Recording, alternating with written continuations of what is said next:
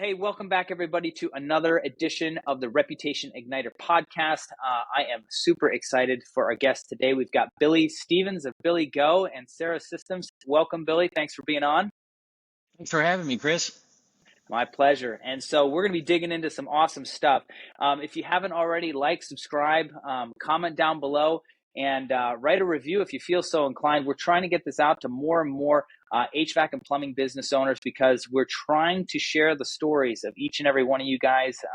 As you know, as an entrepreneur in the United States of America, for some whatever reason, we have been demonized by media. And what we're trying to do is just kind of recover that image, especially in our communities, realizing that we serve, we employ, and there's so much good that we're doing. And sometimes we're the last person to get thanked in a lot of situations. And so I'm trying to have more of you guys come and tell your stories. Every guest on this show is by referral only. So if they're here, somebody has vouched for them. And we're looking forward to just kind of continuing to keep the trust, the credibility of the individuals that we're interviewing on this podcast. Good quality people so that you can trust in the advice and the insights and the wisdom that they're sharing. And so with that, Billy, I would love to just jump in here right from the beginning.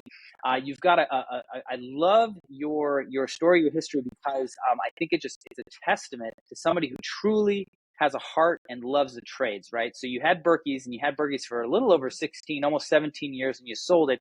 And then you kind of had your little retirement, but then you came back, right? Most people say, why would you do that? You had it made in the shade. So tell me, why did you come back and not only come back and start BillyGo, but you also started SERA Systems on top of that. So maybe you could just kind of give us a little kind of here to there story on what the sort of the germination of all that stuff was about. Yeah, so like you said, I ran Berkeys for 16 years and met a couple of guys that were out on the West Coast, Silicon Valley area. And they had thought about getting into the space, but once they looked at few companies, they realized that there was not a lot of cash flow or profits in these businesses. And someone told them to reach out to me. And so they did. And I showed them what a real business should look like and how much money you could actually make. And this is before software even, we really had any real software. And so basically they looked at the numbers and they're like, we need to start a private equity firm just for this. We called it Berkeys Holdings, and Berkeys Holdings went out and started purchasing other companies and using my model at Berkeys to get this thing off the ground. And now it's turned into this great big thing that we could have never imagined back in 2011 when we were having these conversations, that it would be what it is today. And thankfully it is, because a lot of people have, met dreams that they never thought possible before. And so we kind of got that kicked off. And so I stuck around for, I don't know, almost 2 years running the company and decided to retire. I felt like I, wanted to do that. And so I did. And it wasn't very long until I was like, oh my gosh, this retirement thing is not what meant for me. I stayed busy. It's not like I laid on the couch or anything. I did stay busy, doing other things, buying real estate, stuff like that. But I didn't burn the fire that I had inside of me, to build businesses. And so a few years passed, almost 7 years passed.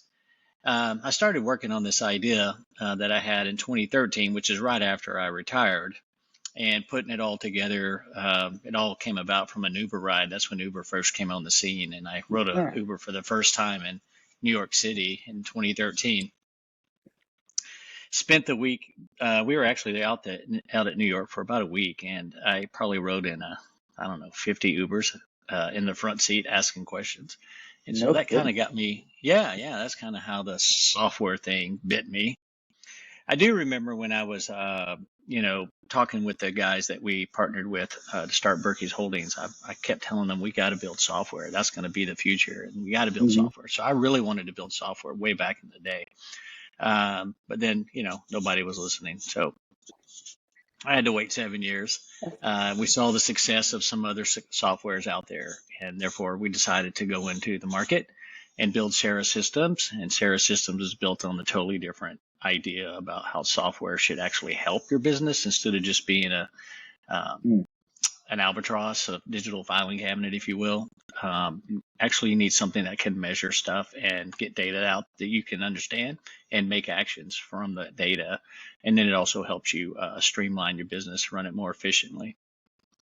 And that was the difference. That's why we came into the market. And so I had to start BillyGo, so people don't get confused. Yeah. I had to start BillyGo because I needed a company running so that I could test software. The whole idea behind software, when you get investors and stuff in this space, you have to have their help to get you as many customers as possible so you can learn how customers use software other than the way you use it. And so the more customers we got on there, the better we were able to build software that really works for people and really helps them streamline their businesses. And so, that's what we did. And so we have, a bunch of customers on the software. We're growing at almost 3x in a down economy. Crazy. So it's really doing well. And BillyGo itself is doing extraordinarily well. We have broken records on EBITDA in our industry. Before I had software, I was able to run Berkeys at 24.4% EBITDA. And now I'm over 30% with BillyGo. And I have a lot of customers that are in the 28+% range by using what the software allows them to do. That's crazy. And you're saying through what SERA is able to, the numbers you're able to kind of pull out of there and sort of optimize your systems for? We do. We simplify the whole process of running these businesses. I mean, there's 32 touches or more on one single call from four to five different people. And that to me is just a waste of manual labor. Let the software cut those touches down and do the remedial work, the work that, we do over and over and over again. It just creates so much time and kills so much of our time and adds chaos to everyday jobs. So this shouldn't be that difficult. It shouldn't be as difficult as it is to sell an air conditioner and get it installed. I mean, there's a much easier way to do it. Yeah, absolutely. Well, I love that you're essentially using your own company to really be the guinea pig and the test vehicle for this, right? I think that's a pretty noble endeavor. Few people would subject themselves to that. It's easier to have a customer do it, right? It's a pretty crazy idea because I was taking on double the investment, right? I had to build a software company at the same time I had to build an HVAC plumbing company from scratch. I could have taken the easy road and bought something and turned it into this big old company here in Dallas Fort Worth, no problem. But we chose not to. We chose to prove that we could start with 0 customers and build one of the largest companies in DFW. And we are the fastest growing company in DFW right now. Most of the companies are down. We're up 20+% again in 2023. Probably be up somewhere in the neighborhood of 30 to 40% in 2024 when they're forecasting a down market. So it's because, we go to market much different than our competitors. We want to be seen. We want to make it easy for them to do business with us, and all of these things work. Our industry is changing. We're not changing fast enough with the population. The population wants something quickly, and they don't want to be told they got to wait all day. They don't want to do that anymore, and you have to have a way of fixing that problem. And if you can do that, you can stand out really fast. And that's why the business has grown as fast as it has. It's just people are going, oh my gosh, here's an alternative that makes sense for me. I don't have to sit around and wait for someone all day. I actually know when they're going to come. So you would say that you're kind of taking more of like the Amazon approach, right? Like, hey, how do we get that? How do we get ourselves, right? Because you're the product in this situation, to the customer, to serve the customer as fast as humanly possible, leveraging a whole bunch of back-end technology to enable yourselves to do that in an efficient manner. So financially, you're not, doing egregious things like, driving out to Keller and then, over to Wiley, right? With the same technician, right? Well, that's awesome. What, now, Billy, I know you've been super transparent, so you're probably going to actually answer me honestly and give up the gold here. But why would you say maybe you could point to maybe a couple of things? Like, I know we don't have 4 hours, and I'd love to pick your brain for all 4 of those hours plus. But if you were to say, hey, because and we're thinking of maybe the little guy, right, who's probably going, man, I I'm trying to keep a roof over the family's head. I'm trying to grow the business. I want to keep my techs employed. I just brought on a new sales guy, and I need to make sure that he's got enough for his family too. What would you say are maybe the key or the kind of the components of the pillars, if you will, that are maybe differentiating yourselves in there? I think obviously utilizing a CRM software that serves your business and doesn't isn't just a digital filing cabinet is probably one of them, right? And this isn't a setup to sell the service, but more just thinking about what's the mindset or the frame that you're kind of evaluating the decisions in your business that might be helpful for somebody who's kind of finding themselves at a similar crossroads, right, in a down economy, but wants to grow. Yeah. Yeah. So there's a lot of things, but I'll do it in order of what I would do. I would first and foremost, any marketing that I would do, I would definitely scream to the top of my lungs that we don't charge a dispatch fee. And the next thing I would scream is 1 hour appointments. You pick the time, go to our website, www.billygo.com, if you will. On that website, they have the ability to pick what their problem is and pick what time that you will show up. And when you phrase it in a way that the customer feels like they're making the decision instead of you telling them what's going to happen or maybe happen, it resonates really quickly. It doesn't take long for those folks to start shouting about what you do on social media. Social media is cheap marketing. You leverage the customers that you wow. When you wow these people, you get them to be your voice. I would invest in a website. To this day, we need a website. We need a good website so that we can be seen. Unfortunately, Google still rules the world. And hopefully something will come along and compete so that we can get pricing back down. Right. But, we're our own worst enemies because we have been taught to overbook and not give anybody good service. And that is the problem with our industry. That's our own self-inflicting wounds right there, where we overbook and we just flat don't give good service to anyone. And to me, that is wrong. Like you said earlier, going from Keller to Wiley, I don't know exactly, but that's got to be 50 miles, I would imagine. Right. Yeah. And just go in your backyard.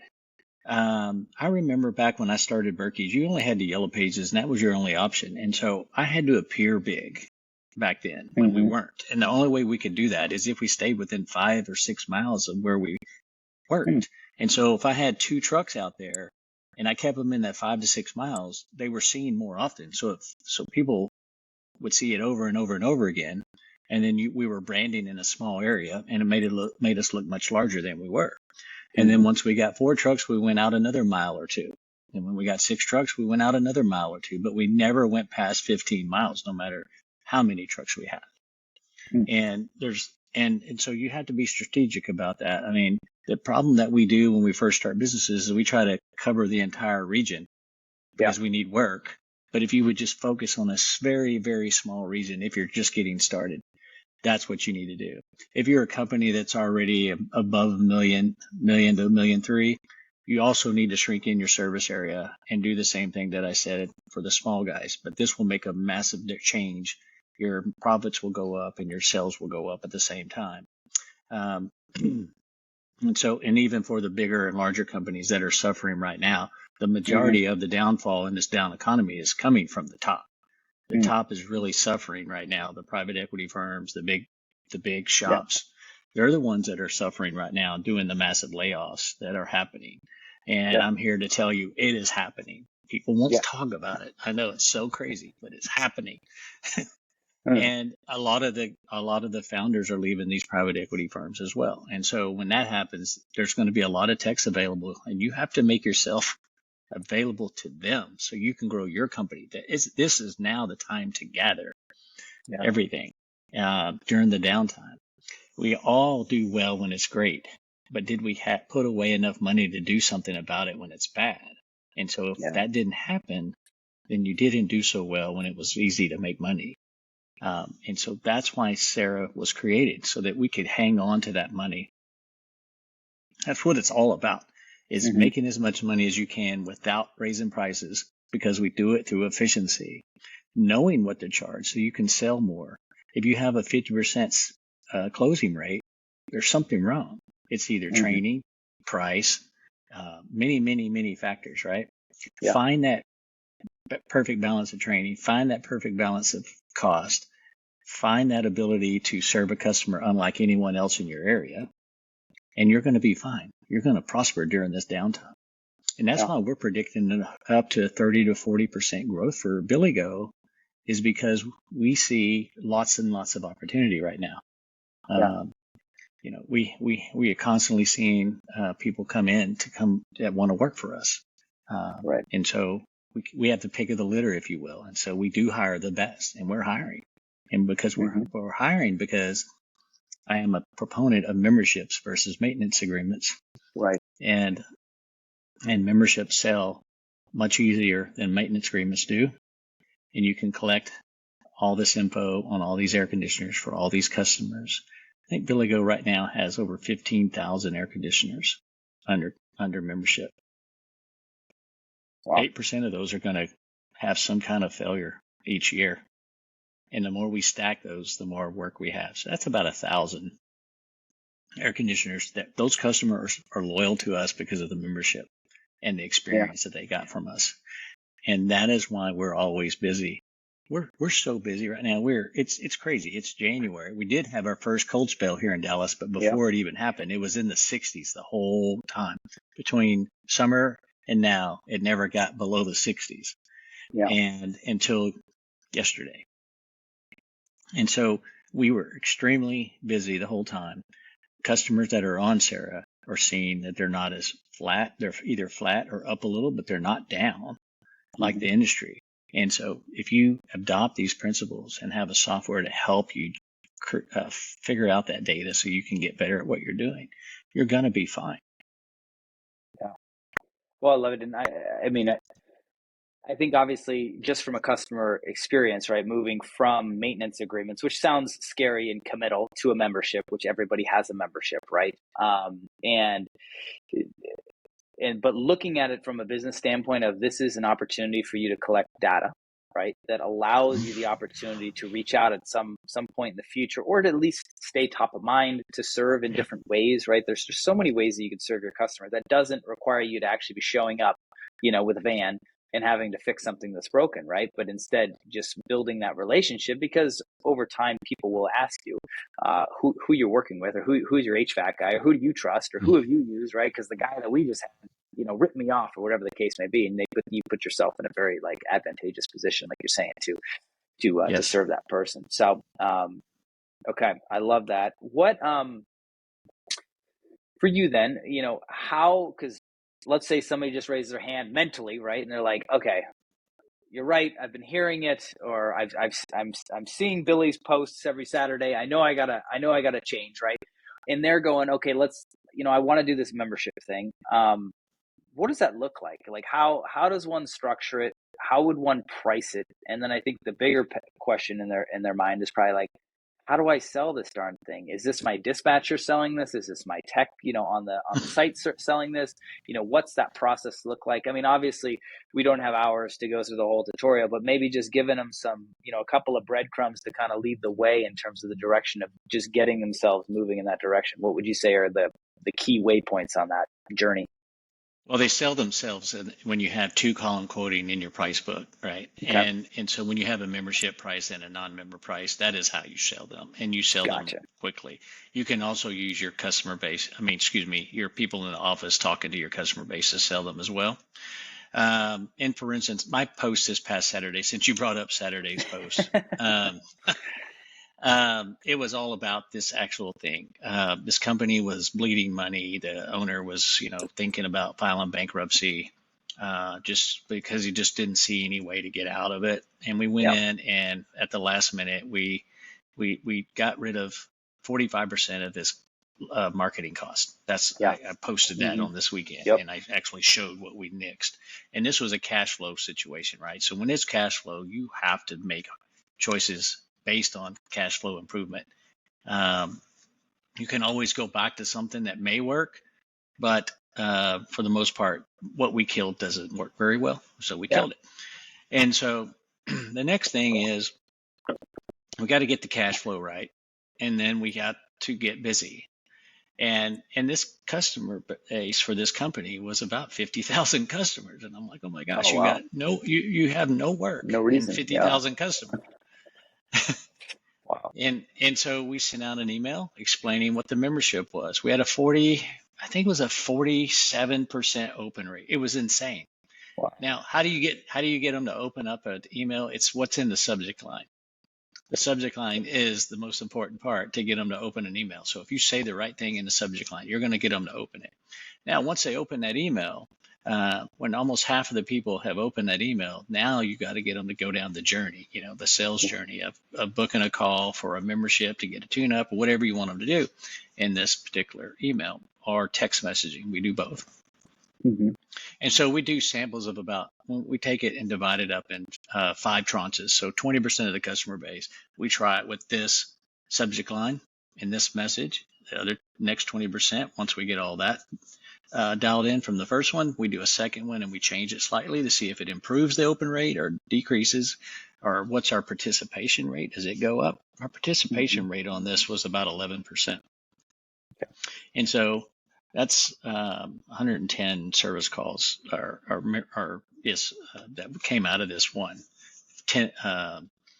5,000 or so people that we sent this first one to. And so we change the messaging, we change the subject line, see what it works. And if it works really well, we'll use it again and again.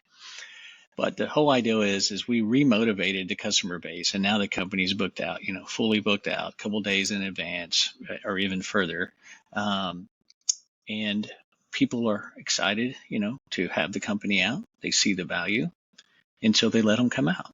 And now we have opportunities. The company started selling stuff. They sold, equipment. They've sold IAQ. They sold factory refresh. And now the company is starting to trend on its way back up. And this literally took 3 weeks. I mean, within 3 weeks, process started happening. So you got to start now. If you started today, 3 weeks from now, you should have some work. Yeah. And so it's just properly motivating your customer base is what we do. Mm-hmm. And then getting the data behind it to figure out how to even improve that at all times. We're always trying to figure out how to make it more effective. And so again, this company started seeing a big rise in calls and in revenues immediately, and saving, I think, about $13,000 a month just in marketing. Yeah. Now I didn't show the budget cuts and changes for any other category. Right. That was just one category. Yeah. And it was tremendous, the amount that we've saved throughout the whole company. It's quite a bit of money. That's incredible. So this email that you're sending out, is it an invitation to join the membership, or is it an invitation to have service, or what's kind of, I mean, obviously nail the subject line, but the contents also have to be compelling enough to get somebody to raise their hand to call it. Is it something that's like seasonally targeted? So it's all about the messaging and how you write it. That is the key. I don't publicly give out that information. Of course. That's information that I keep too. Yeah. For SERA users and stuff like that, so they can, or if they hire the company, because SERA does coaching. We do coaching as well. And so we decided to do coaching because we just didn't agree with the type of coaching that was being done out there. We're here to make a change and make a change right now. We're not here to get you to sign up and pay us for years and years and years. We're going to fix it right now. Right. And that's what we do. It's a different philosophy. Love it. Love it. So what you're saying is it's not as hard as people make it out to be. And it's really just putting a couple of key processes into place and then taking action, right? Yes. That's all it is. Awesome. Love it. All right. What's maybe we talk a little bit about that coaching aspect, right? Like you guys obviously offer coaching. What talking to a newer maybe HVAC or maybe somebody who's seasoned and has a pretty sizable company beyond 5 million or something like that. When should somebody seek out coaching? What should that capacity be versus maybe potentially, pursuing a mentor relationship with, somebody who's maybe just a little bit further down the line? Where do you, which one's more applicable at what sort of situation? I'd love to hear your insights on, that. Well, again, our consumers are changing, right? And the coaching that we're currently doing has no effect on the changing consumer. Right. And that's really where we build the business around the consumer changing. Sure. And so to do that, you got to change the business as well. It's just, it's a new way of doing it. And so mentorship, changing, mentor a lot of our customers that are on SERA. And then I coach a lot of folks that aren't on SERA, and show them how and why these things are important. The coaching is built around getting results immediately. It's no drawn out process. I mean, we have a 90-day coaching process. That's it. That's all. 90 days. And then once we feel like you're good to go, we'll let you go, or you can extend it a little bit further until we feel like you're ready. But that's, the goal is how do we get you up and running, doing everything you need to be doing in 90 days so that you can be prosperous. And then we'll check in with you, every month or every quarter, whatever you want. But we can also, we're always available no matter what. So that's the thing. We don't make you travel. We don't make you do all these things. We give you that one-on-one stuff that you really need so that it can be effective. And typically we start with the financial statements like I did with this post on Saturday, and we fix that first. And that right there is the first thing we do. And once we do that, it's game on for these companies. Love it. What would you say? I mean, you kind of gave a little bit of what those key pillars are. Like, you started BillyGo again from scratch, right? Obviously, the business is about 6 years old, so still relatively similar forms and marketing channels out there. Like, what if somebody's a smaller business, maybe they're sub 2 million and they're really trying to push past 3 or 5, right? Where do you think maybe they should be focusing their energy in terms of like getting the word out about their business, if that's something that's kind of mentally holding them back? Is that you went in, you slashed all these marketing things out, and I think it's easy. There's a lot of shiny objects in our industry, that's for sure. What would you say? What kind of litmus test do you typically put things to or through to determine what should be going on? Well, one of the things that they were paying for is almost $40,000 a year for Angie's List, and I'm like, why are we paying? This is where everybody's not paying attention. Angie's List has 0 CSRs. 0. There's not a single call taker in the whole organization. It's worth billions. It's worth billions because we have not provided a successful online booking system to compete with them. And that's what we built at SERA. And it competes with them. It pushes them down. It pushes you to the top. People, 64% of the country does not want to talk to you anymore. And I just say this over and over and over, and I always get, well, but we have seniors and da-da-da-da-da. And I go, well, you'll be surprised that seniors are one of the highest groups that don't want to talk to you anymore. Yeah. It's from trust. And so it's right. And so we got to start moving forward in this industry. It's just so critical that we do, because we're going to get behind again. We have an opportunity to really take this industry to a whole another level. But we have got to move forward and see that our consumers are changing and their buying decisions are changing. And they want something instantly. I'll take an example, that drink you're drinking. If you looked at that drink, how many parents have gone and kids have had that because of the name? And how many parents have gone and said, I'm taking this from you. You are not drinking this. What's in this? And then you go, it's just plain water. Yep. Right? Exactly. That's marketing. That's marketing. Absolutely. They took something, they totally made it what it shouldn't be, and now they're selling all this water, and they're doing really well. Yeah. And it's the same thing. They looked at a marketing strategy that made them stand out. That made them want to be something the consumer wanted. And it's the same thing with your business. You have to stand out. You have to be something they want to do business with. There's a lot of businesses that have been around for a really long time that have a great reputation, but they bleed customers all day long because they're just so big and so disorganized, and they don't know because they don't know how to measure it. Yep. And so it's our opportunity to take advantage of that. And so to me, it's just standing out and changing the way you run your business. Make it a very efficient and simply ran business. and everything else will start happening for you. I mean, we spent very little money marketing our business outside. We did some Google. We all do Google, right? Right. Yep. Our marketing budget is around 3.5%. Mm-hmm. When you factor in the membership revenue, we spend all of our membership revenue on marketing. Our membership revenue is, I don't know, $500,000 or $600,000 a year, just for the membership fee. Yeah. $500,000 or $600,000 a year buys a lot of marketing. Yeah. Yeah. And we started with 0 customers, and that's the beauty of it is. And we just turned 5, by the way. We're not even 6.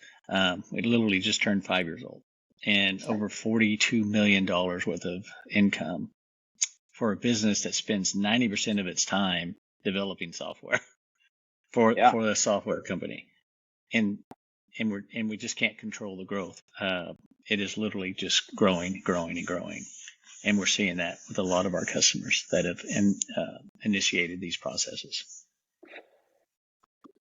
So, Billy, I guess what I'm kind of hearing repeatedly, and I love this because this is a message that I think needs to get out, right, is it's really about the customer experience. And if you make the customer experience so effortless and seamless, especially in an industry like ours, right, which let's just group us into the bigger like contractors, sort of segment of the economy, right? People don't trust contractors. Contractors are late.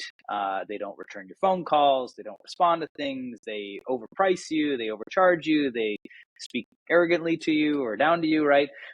What you're essentially saying is like, hey, let's bring ease. Let's bring transparency. Let's bring efficiency.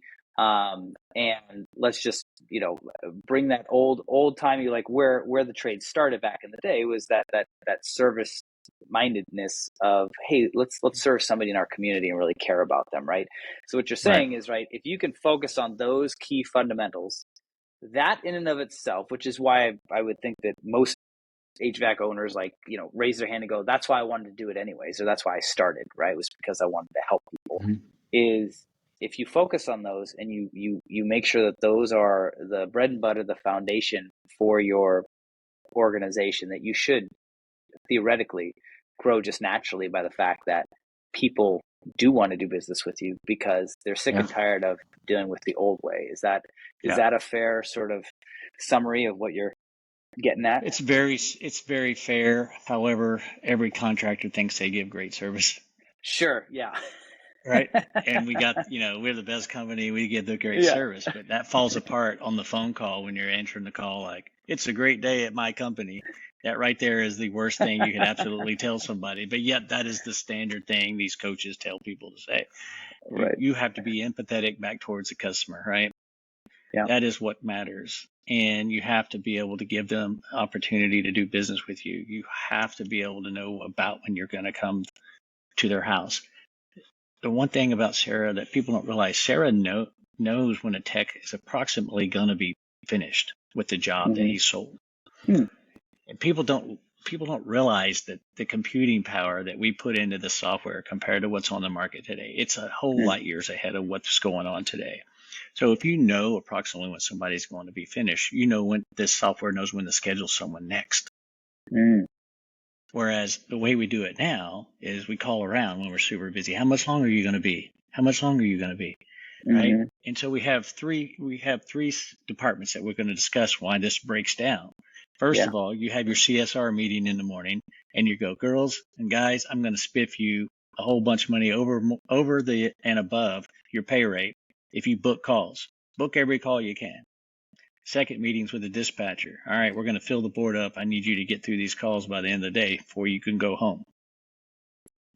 And then the third meeting's in the tech room. And in there, they're going, guys, slow down. I don't understand why we can't slow down and add more value and get bigger tickets.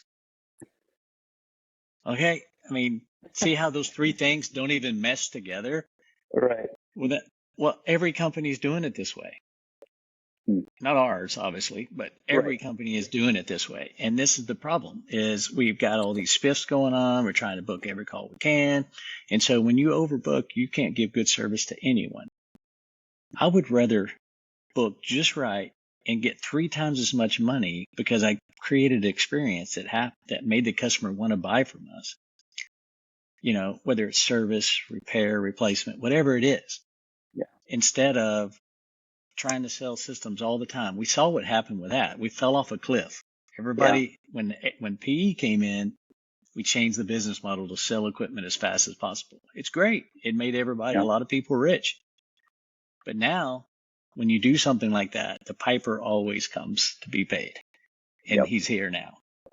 And we now these PE firms have never experienced this. A lot of these guys that have started their businesses right after 2011 or right around 2010 and past that, they've seen nothing but good times. Yeah. And now the bad times are here for all these companies, and everybody has their pants down, if you will, because they just thought it would last forever. And yeah, it's great when it lasts, but this is going to last a while. What we're going through, it's not going to go away. And this is when businesses, good business owners and smart people that know how to run a company, this is when they're going to get extremely wealthy instead of just rich. Because this is when you make the money during the downturn because of the mistakes that were made by the majority. And you go in and you take over and you dominate your area. I love it. I love it. Well, Billy, I know that we could talk all day. I really appreciate the depth with which you've gone in here. I think this podcast episode has been littered with gold nuggets.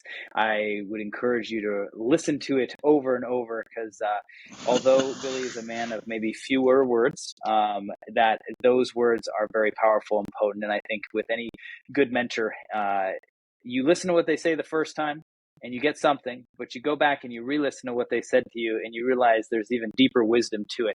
And so again, thank you, Billy, for taking the time to share. Before we jump off though, Billy, if somebody does want to get in contact with you or does want to look into, SERA a little bit more or follow you, what would maybe be the best channels, platforms to connect with you on? So if you want to watch videos, you could go to our YouTube channel at SERA Systems. If you want to learn more about the product, you go to sera.tech, www.sera.tech. If you want to get a hold of me, you just billy@sera.tech. You have my email right there. Awesome. And I'll respond to you as quickly as I can, in most cases right away. Thanks. Awesome. Mm-hmm. Well, there you have it, guys. Billy, again, in the flesh, he tells you like it is, and he's also accessible, unlike some of these people who like to hide behind big stages. Very down-to-earth person. So thanks again, Billy, for all of your insight. Again, if you enjoyed this podcast, please like, subscribe, hit that notification bell. Make sure that you stay alerted to anything that we are sharing with you guys. We're always just trying to elevate and improve our industry as a whole. Our goal here, really, at the end of the day, is to make the biggest hurdle to getting into business in the HVAC industry, the level of professionalism with which everybody else is operating their business, just to make sure that we keep that standard high. We invite you to continue to plug in, to listen, and we grow by referral only. So if there's somebody that should be on this podcast, we would love to hear from them and from you so that we can continue to grow and share great other pieces of insight and wisdom. So bye for now, and we'll see you on the next episode.